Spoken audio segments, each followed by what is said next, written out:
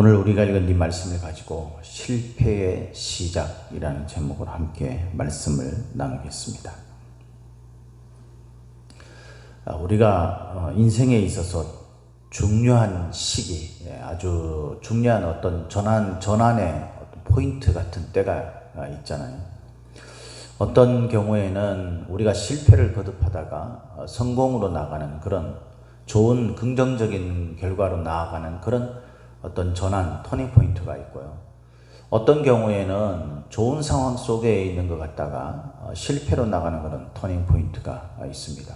마땅히 저와 여러분들은 이 긍정적으로 나아가는 터닝 포인트, 그것을 우리가 원하죠. 그런데 우리 인생에 우리가 실패를 하고 좋지 못한 그런 결과를, 안 좋은 결과를 맺게 되는 데는 다 이유가 있는 것 아니겠습니까? 우리가 살다 보면 인생에 이런저런 일들이 우연히 일어나는 것처럼 보이기도 하고, 또 그것으로 인해서 우리가 원치 않던, 또 우리가 그렇게 심각하게 나쁜 일을 저지르거나 이러지 않았음에도 불구하고 우리에게 어떤 실패로 그렇게 방향이 전환되어서 원치 않는 그런 결과로 나아가는 경우가 있어요. 우리의 잘못이 아닌 경우가 많죠.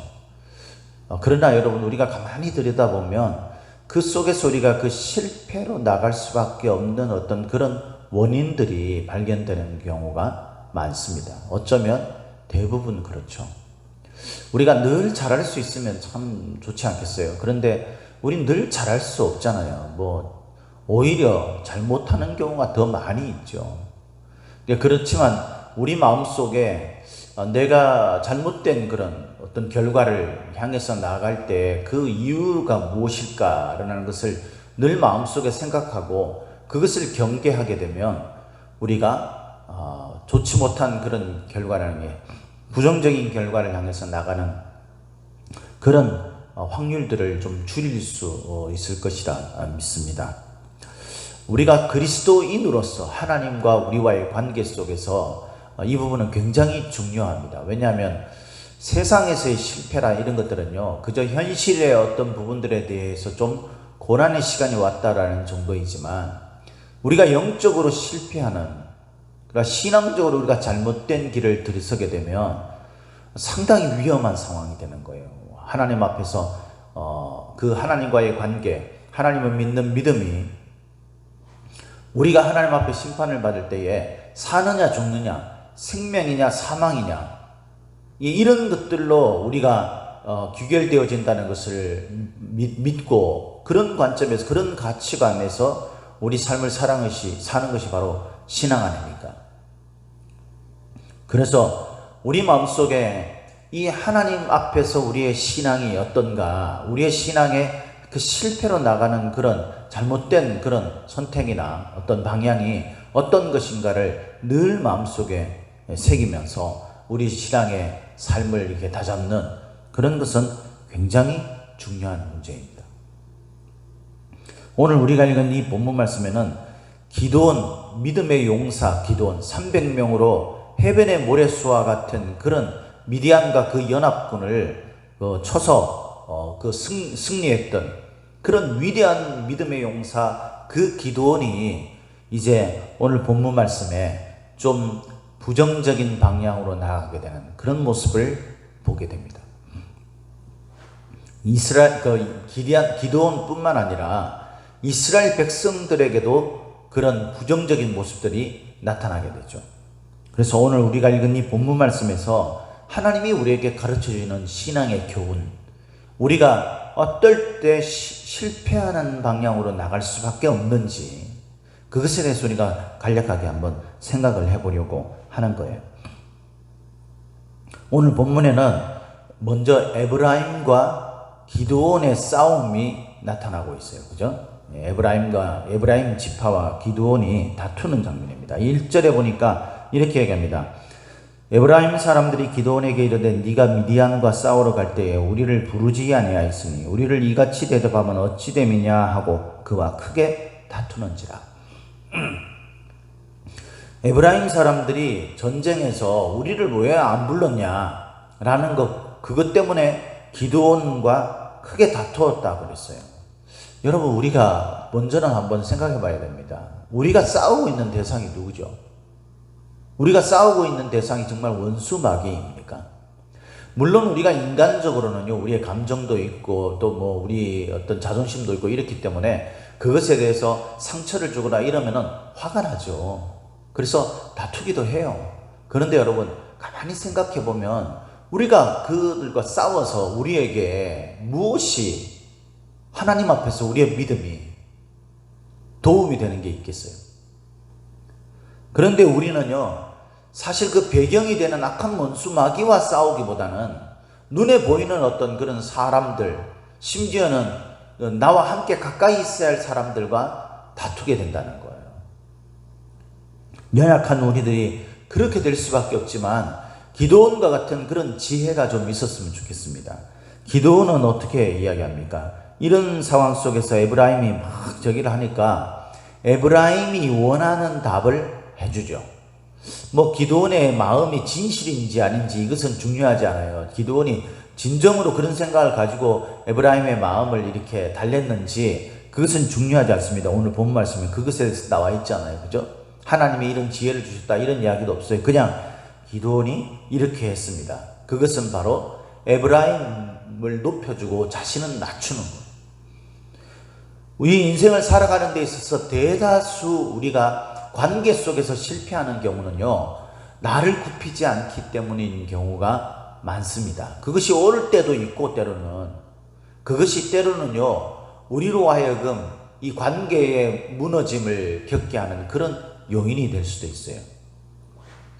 우리가 인간적으로 생각해 보면 이 기드온이 에브라임에게 했던 그 방법은요, 상당히 잘한 내용이에요. 상당히. 그죠? 여기 보니까 이제 그 사실 이 에브라임이 이런 마음을 가질 수밖에 없었던 이유가 있습니다. 그것은 이 이스라엘이 가나안 땅을 점령했을 때 그때 가장 중심적인 위치에 이 에브라임 지파가 이 자리를 차지하게 됩니다. 땅을 차지하게 되죠. 그리고 그 주변에 가까운 곳에 이제 하나님 앞에서 제단을 쌓는 그런 중요한 장소들 이런 것들이 있어요. 그리고 이 에브라임의 지파가 유다 지파와 함께 가장 강력한 지파였고, 그래서 나중에 우리 남유다와 이 북이스라엘로 나눠질 때도 남쪽에는 유다 지파가 주도권을 가지고 있었다면 이 북쪽에는 에브라임 지파가 주도권을 가지고 있는 리더의 역할을 하는 지파였죠. 그런 지파였으니까 이 에브라임 지파의 이 자부심이 얼마나 대단했겠어요. 아주 그냥 기고만장했겠죠. 그러니까 이 우리가 이런 전쟁에 이런 이 대단한 이 전쟁 300명이 그 미디안의 해변수 같은 그 군대를 이긴 그런 대단한 전쟁에 자기의 이름이 빠진, 그래서 나중에 뒤처리나 하는 것 같은 그런 어떤 모습이 얼마나 자존심 상했겠어요. 그래서 에브라임이 화가 난 거예요. 그런데 기드온이 이렇게 말하죠. 에브라임의 끝물 포도가 아비에셀의 만물 포도보다 낫지 아니하냐. 이 끝물이라는 것은 그 히브리 말로 올로트라고 되어 있는데 이거는 주운 포도를 의미합니다. 그러니까 길거리에서 주운 포도, 에브라임 지파가 길거리에서 주운 포도가 이 아비에셀의 만물 포도라는 것은 베치즈라고 해가지고 이거는 포도 수확 전부를 말한다고 해요. 그러니까 포도 수확 전부와 이렇게 비교하는 주운 포도와 어떻게 비교가 될 수 있겠어요? 그런데 너희들의 주운 포도가 훨씬 낫다. 이렇게 이야기하면서 그들의 무너진 자존심을 세워주죠. 그러면서 3절에 이렇게 합니다. 하나님이 미디안의 방백 오렙과 셉을 너희 손에 넘겨주셨으니 내가 한 일이 어찌 능히 너희가 한 것에 비교되겠느냐. 그래서 오늘 3절 말씀에 에브라임의 분노, 다시 말해서 이 끓어오르는 그런 막 씩씩거리는 걸 말하죠. 그러니까 이게 원래 그 큰 호흡을 멈추다 이런 뜻이래요. 노염이 풀리니라 이런 단어가.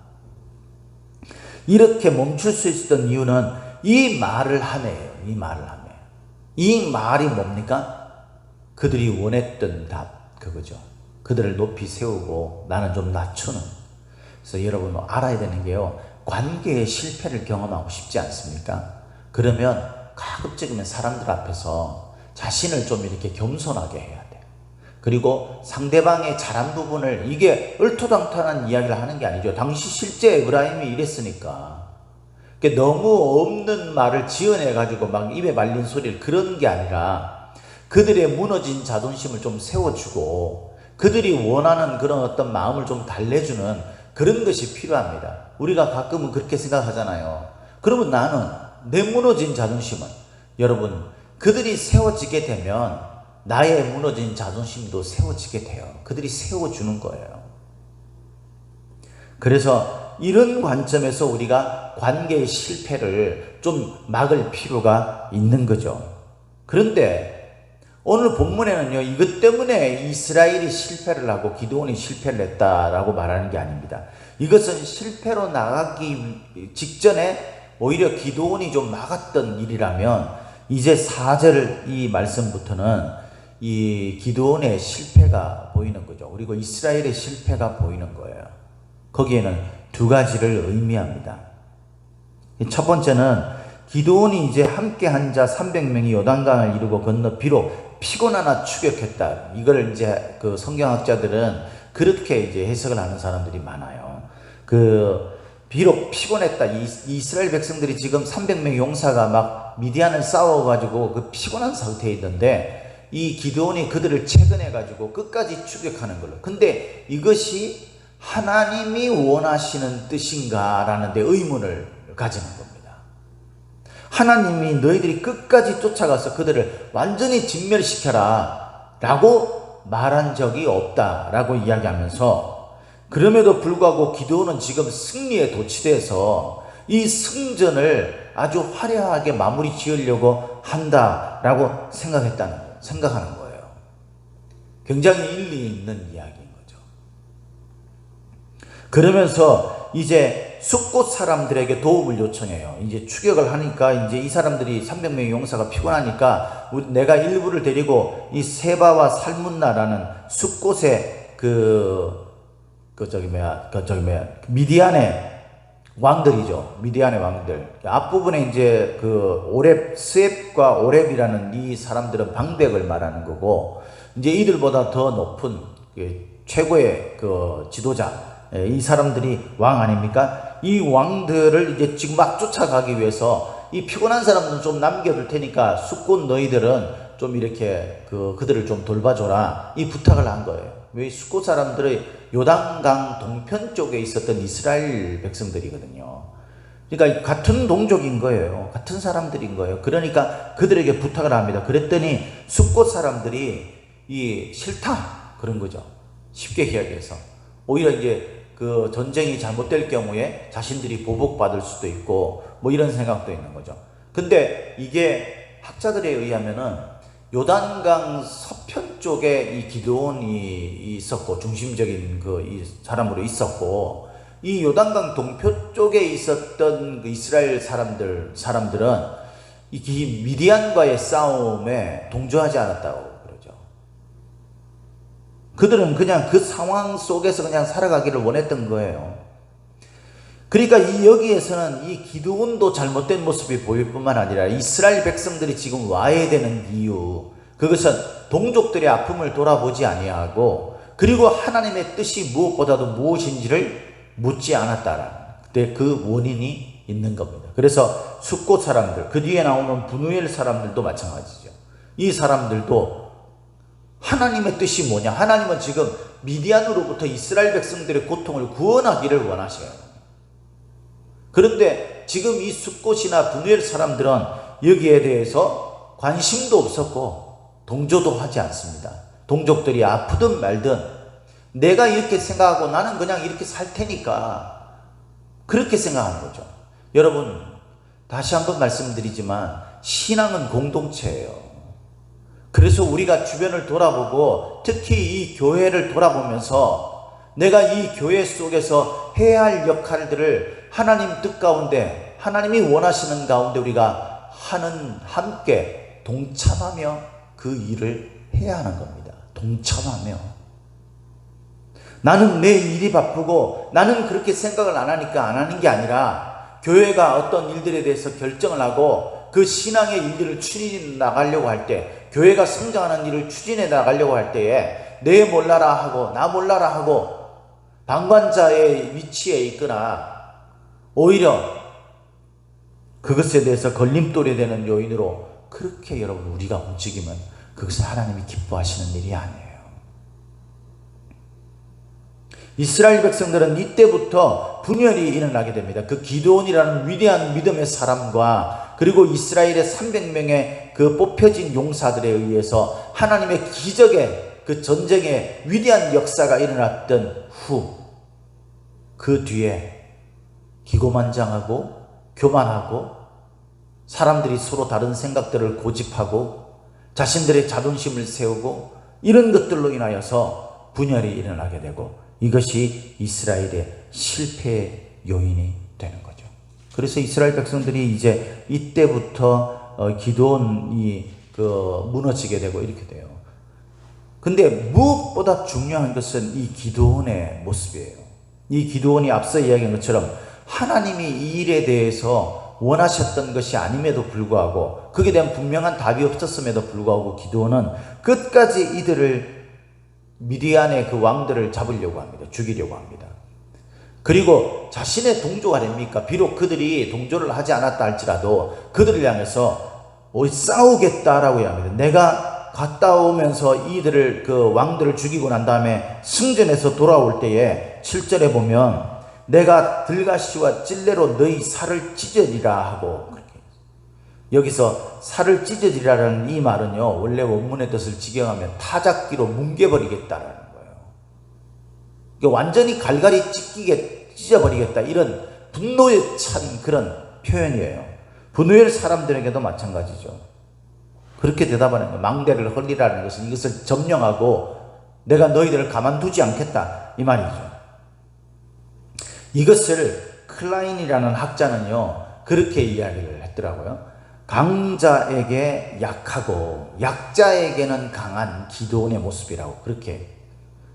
그리고 콘넬이라는 사람은 이때부터 하나님이 기드온에게 나타나지 않았다라고 그렇게 성경을 보면 이 뒤에 이제 하나님이 기드온에게 어떤 역사를 일으켰던 말씀을 알려줬던 이런 기록이 없어요.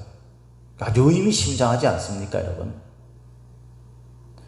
저와 여러분들이 주의해야 되는 게 뭐냐면요, 우리가 지금 어떤 평탄한 삶을 살 때 또는 우리가 하는 일이 뭔가 풀어지는 것 같고 그것이 여러분 세상의 어떤 사업이나 그런 것들과 관련된 것뿐만 아니라 심지어는 우리가 신앙과 관련된 어떤 것도요. 이제 내가 좀 풀리는 것 같은데 이게 지금 나는 너무 좋아, 이런 어떤 모습, 이런 결과를 얻어가지고 하나님이 나를 도우셨다라는 그런 생각이 들 때, 이때 악한 마귀는요 교묘하게 우리의 아킬레스건을 건드리면서 우리를 무너지게 하려고 합니다. 거기서 우리는 어떤 것도 하나님 앞에 묻지 않게 되고 그 속에서 하나님의 뜻이 아닌데도 불구하고 자신의 감정과 자신의 생각을 앞세운 그런 결정을 하거나 그런 것들로 인해서 분열과 다툼이 일어나게 된다는 거예요. 교회는 이렇게 망하는 거예요. 우리 신앙은 이렇게 망하는 겁니다. 그게 망하는 시작이에요. 뭐가요? 가장 중요한 하나님의 뜻이 무엇인지를 묻지 않기 시작합니다. 하나님의 사인이 없음에도 불구하고 내가 그것을 결정하고 그렇게 나가버리는. 두 번째는 그렇기 때문에 사람의 감정과 자존심이 더 중요하게 되어버린 거죠. 하나님 뜻이 중요한 게 아니라 그것이 더 중요하게 되어버린 겁니다.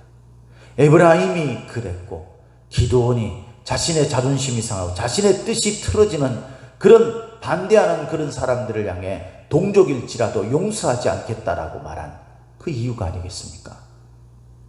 사랑하는 성도 여러분, 오늘도 저와 여러분들은 우리 인생의 수많은 승리의 어떤 그런 결과를 얻게 되는 경우를 볼 수 있습니다. 우리가 좋은 일을 만나고 또는 우리가 나쁜 일을 만나도 마찬가지죠. 그 속에서 무엇보다 하나님의 뜻을 묻는 것, 하나님의 뜻이 있어야 내가 움직인다라는 생각을 가지시기를 바라요. 그리고 하나님의 뜻이 있다면 우리가 정말 그 하나님의 뜻에 의해서 움직이는 사람이 되기 위해 때로는 나의 자존심과 내 자부심을 좀 내려놓을 줄도 알아야 합니다. 뭐 내가 지금 좀 자존심이 상하는 것 같아도 하나님의 뜻이 세워지게 되면 결국 그것이 내가 위대한 기도원과 같은 세워지는 사람이 되지 않겠습니까? 모쪼록 오늘 저와 여러분들이 하나님 앞에서 이런 기드온과 같이 에브라임 지파들과 같이 여기에 있는 숫곳이나 또는 분노엘 사람들과 같이 자신들의 입장만 생각하고 하나님 앞에 하나님의 뜻을 묻지 않는 어리석은 일들을 우리가 하지 않음으로 인해서 사망의 시작, 실패의 시작이 되는 그런 길을 가지 않는 저와 여러분들이 되시길 예수님의 이름으로 축복합니다. 축복합니다.